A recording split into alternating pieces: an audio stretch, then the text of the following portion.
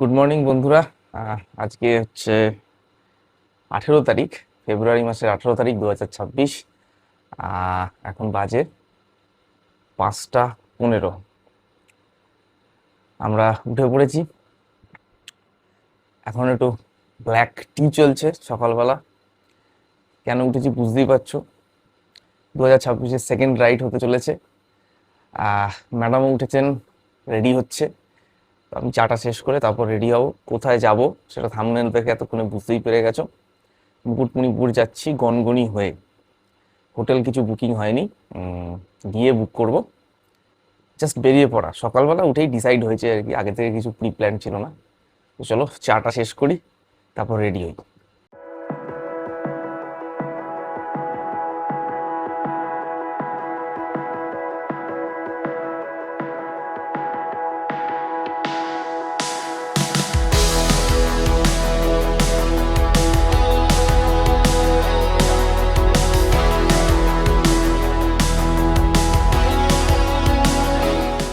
নতুন luggage ready, বাঁধা হয়ে গেছে নতুন স্যাডেল স্ট্রেতে। এই হচ্ছে বাইকের লুক। তো চলো দেখা হচ্ছে মোটো ব্লগিং সেট আপে। তো বন্ধুরা, এখন বাজে 6টা 41। আমরা রওনা দিলাম টুয়ার্ডস গনগনি। গনগনি এখান থেকে 150 কিলোমিটারের কাছাকাছি। আজকে নতুন হেলমেট, নতুন স্যাডেল ব্যাগ, নতুন স্যাডেল স্টে, রাইডিং জ্যাকেট তো তোমরা আগেই দেখেছো। তো কেমন লাগছে বলো। আমরা গনগনি হয়ে যাব মুকুটমণিপুরের উদ্দেশ্যে। মুকুটমণিপুর আমাদের বাড়ি থেকে এক্স্যাক্ট 200 কিলোমিটার, গনগনি 150। তো ওখান থেকে আরও 50 কিলোমিটার আর কি। ফার্স্ট স্টপ হতে চলেছে আমাদের গনগনি।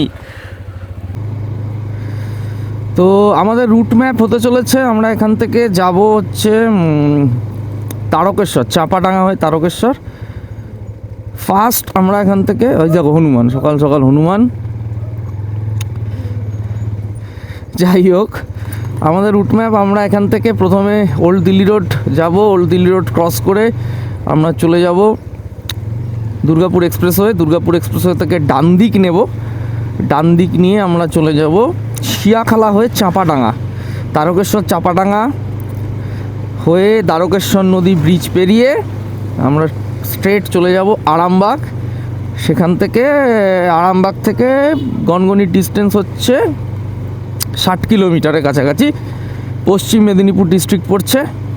তা আজকে আমাদের যে দুটো ডেস্টিনেশন, গনগনি হচ্ছে পশ্চিম মেদিনীপুর ডিস্ট্রিক্ট আর মুকুটমণিপুর হচ্ছে বাঁকুড়া ডিস্ট্রিক্ট।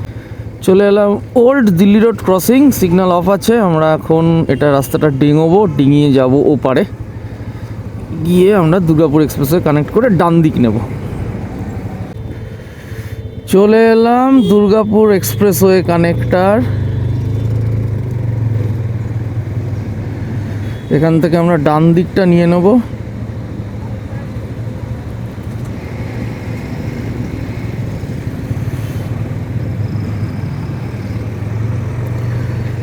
চলো বেরিয়ে।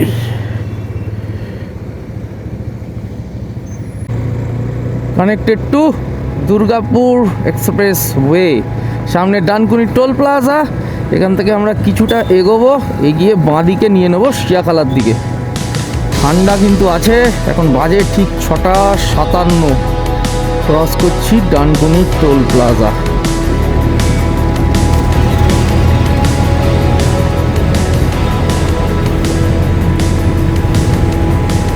নতুন সেট আপে হাইওয়েতে উঠলাম। সাউন্ড কোয়ালিটি কেমন আসছে অবশ্যই তোমরা জানাও। নতুন মাইক, এবং এটা কিন্তু ওয়্যারলেস মাইক, তো তারের কোনো ঝামেলা টামেলা নেই, একদম ওয়্যারলেসলি লেগে গেছে ম্যাগনেটিক ক্লিপে। সূর্য উঠে গেছে আমার ডান দিকে। আমরা কানেক্ট করে নিচ্ছি দুর্গাপুর এক্সপ্রেসওয়ে। এই সময়টা একটু, এই চত্বরটা একটু ট্রাকের ভিড়টা থাকে। চাপ নেই কোনো। কুয়াশা কিন্তু আজকেও আছে, সেই আমাদের বোলপুর ব্লগ যারা দেখেছো তারা জানো আমরা কি মারাত্মক কুয়াশায় পড়েছিলাম এই দুর্গাপুর এক্সপ্রেসওয়েতে। কুয়াশা কিন্তু আজকেও রয়েছে, তবে অতটা নয়।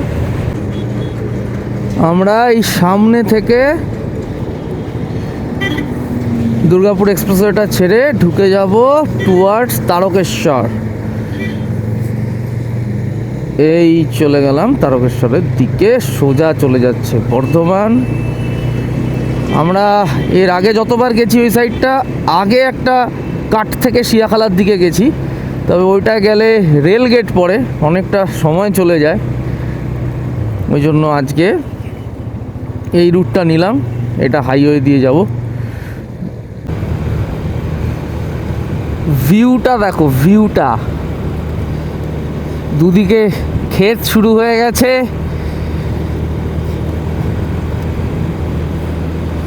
হালকা কুয়াশা দূরে দেখা যাচ্ছে, মাঝখান দিয়ে কালো পিচের রাস্তা, দুদিকে গাছ, অনবদ্য লাগছে, সঙ্গে ঠান্ডাও লাগছে।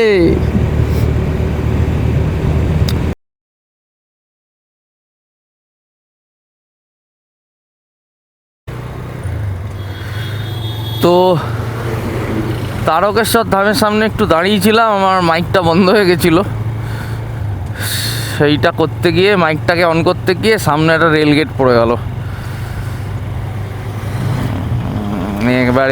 এবার কতক্ষণ সময় নেবে ভগবানই জানে। আমি চোখের সামনে দেখতে পেলাম রেল গেটটা পড়লো, কিন্তু ক্রস করতে পারলাম না, ব্যাড লাক। মাইকটা বন্ধ হয়ে যাওয়ার জন্য ঘটনাটা ঘটলো আর কি। ঠিক আছে, ভেবে লাভ নেই হতো। চলো, এখান থেকে আমাদের ডিস্টেন্স আরও 85 কিলোমিটার।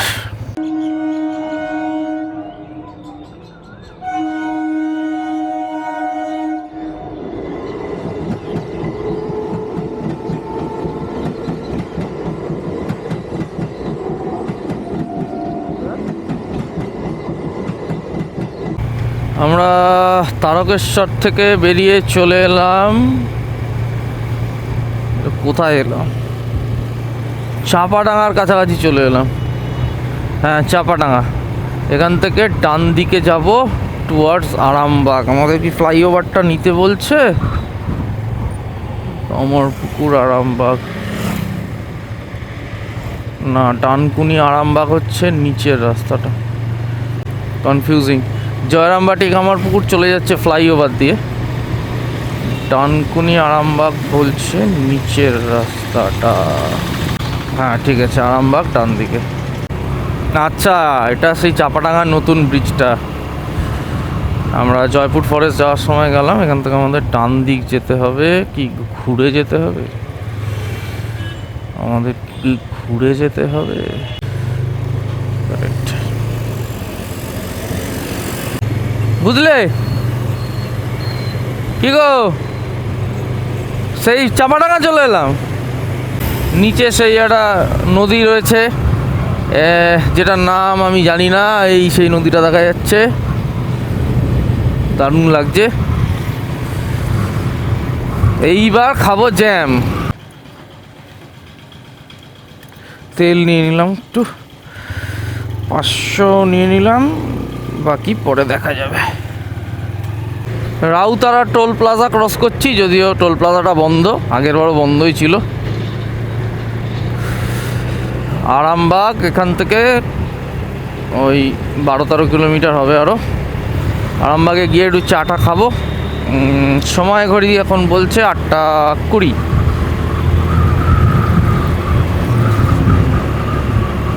এখন অবধি খারাপ রাস্তা কিছু পাইনি, কিন্তু আমরা যে রোডটা হয়ে এলাম, তোমরা যদি এদিকে আসো, শিয়াখালা হয়ে না এসে তারকেশ্বর হয়ে আসো, রাস্তা দারুণ রাস্তা। এখন শিয়াখালার রাস্তা কিন্তু তুলনামূলক খারাপ।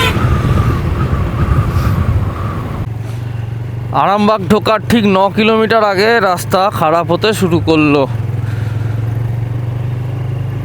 গতবারও তাই পেয়েছিলাম জয়পুর ফরেস্ট বিষ্ণুপুর যাওয়ার সময়। এখানে রাস্তায় কাজ চলছে, তো এই প্যাচটা সময় নেবে আবার। এখন বাজে ঠিক 8:30। আমরা বাড়ি থেকে বেরিয়ে এখন অবধি এসেছি প্রায় 65 কিলোমিটার। আমরা চলে এলাম আরামবাগ। এখন বাজে 8:40। বাড়ি থেকে হয়েছে 71.4 কিলোমিটার। এবার একটু চা খাবো, গাড়িটাও একটু রেস্ট নিক, তারপর আবার রওনা দেবো।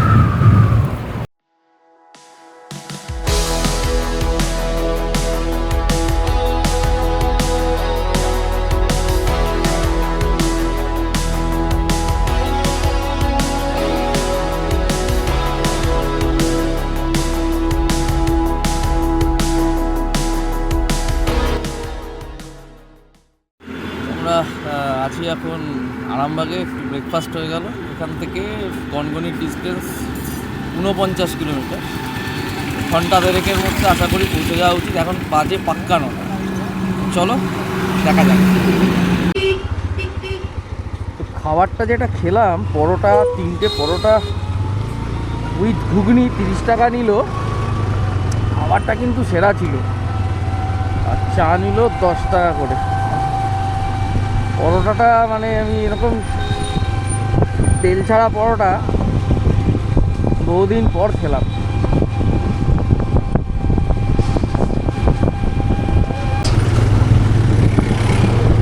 আমরা চলে এলাম তারকেশ্বর নদের ওপর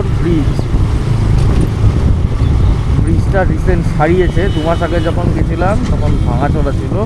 এইখানটা কিন্তু এখনো কাজ চলছে। যদিও নিচে ভ্যাট করে রেখেছে। এইখান থেকে ভিউটা দেখো, এদিকটা তুলনামূলক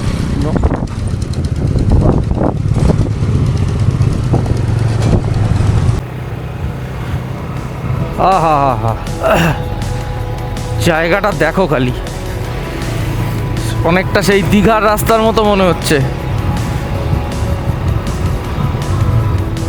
অনবদ্য লাগছে।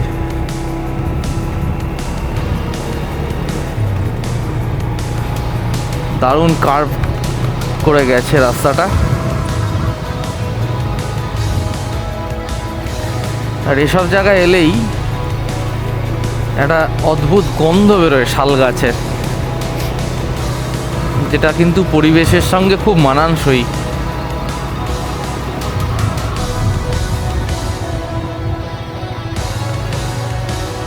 আরামবাগ ক্রস করার পর আমরা খুব একটা খারাপ রাস্তা পাইনি। ওই ছোট ছোট কিছু প্যাচে কাজ চলছে, এমনি ওভারঅল রাস্তা ভালো। শুধু এই আরামবাগ ঢোকার আগে যে 9 কিলোমিটারটা বললাম, ওইটাই একটু সমস্যাজনক।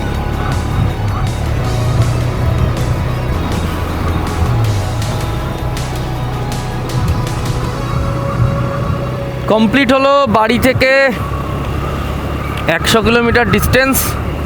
বাজে 9:52। এখান থেকে গনগনি ডিস্টেন্স আরও 30 কিলোমিটার। ঠিক 1 ঘন্টা লাগবে দেখাচ্ছে। আমরা 11টা নাগাদ আশা করি পৌঁছে যাব।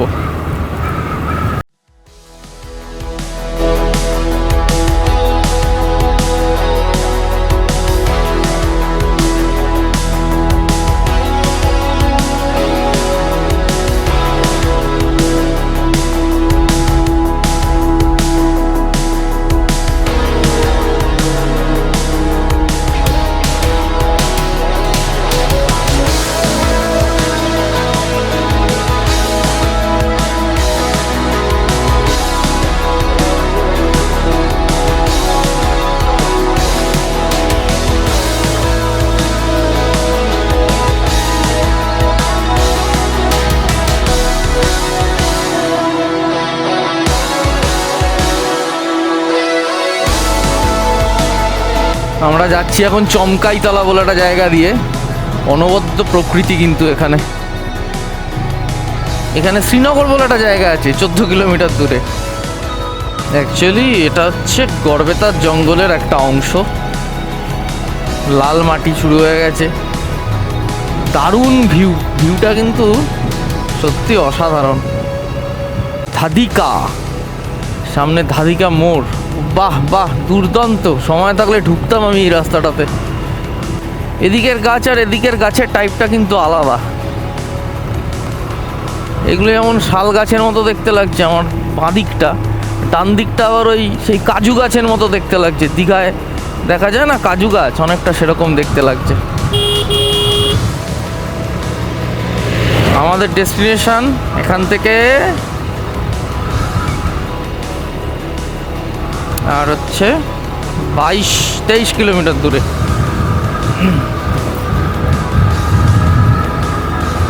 আমরা 2-2.5 বছর আগে যখন এসেছিলাম এখানটা দাঁড়িয়েছিলাম কিছুক্ষণ, এত সুন্দর লাগে জায়গাটা। চমকাই তলা। এই যে আমার অজমো পকেট 1-এর ভিডিওতে আছে এই চত্বরটা। রাস্তা বলছে ডান দিক।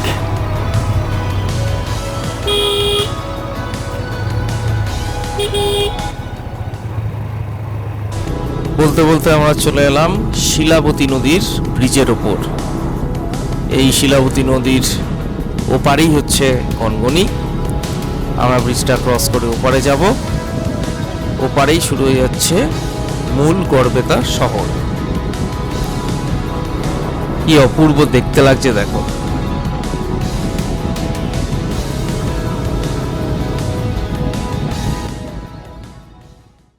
ফাইনালি আমরা ঢুকে গেলাম গড়বেতা শহরে।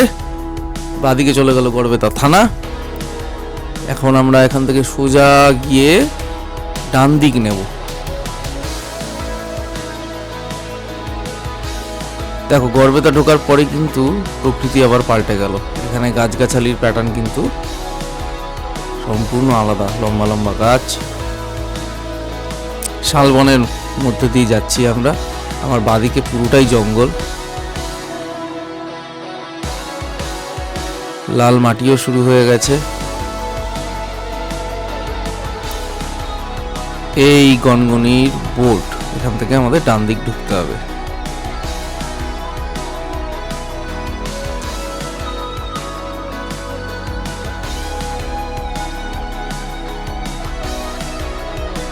নিয়ে নিলাম আমরা গনগনির রাস্তা।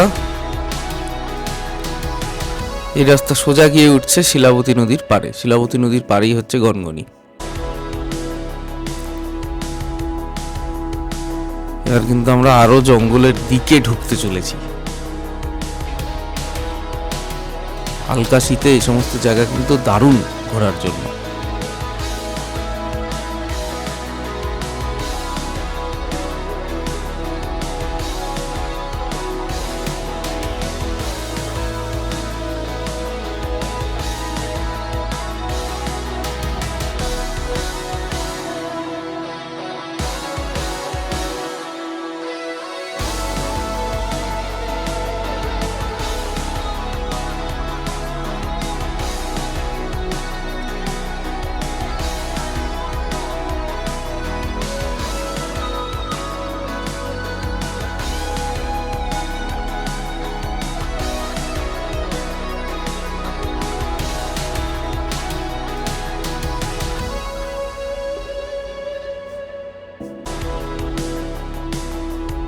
পার্কিং এর এরিয়া।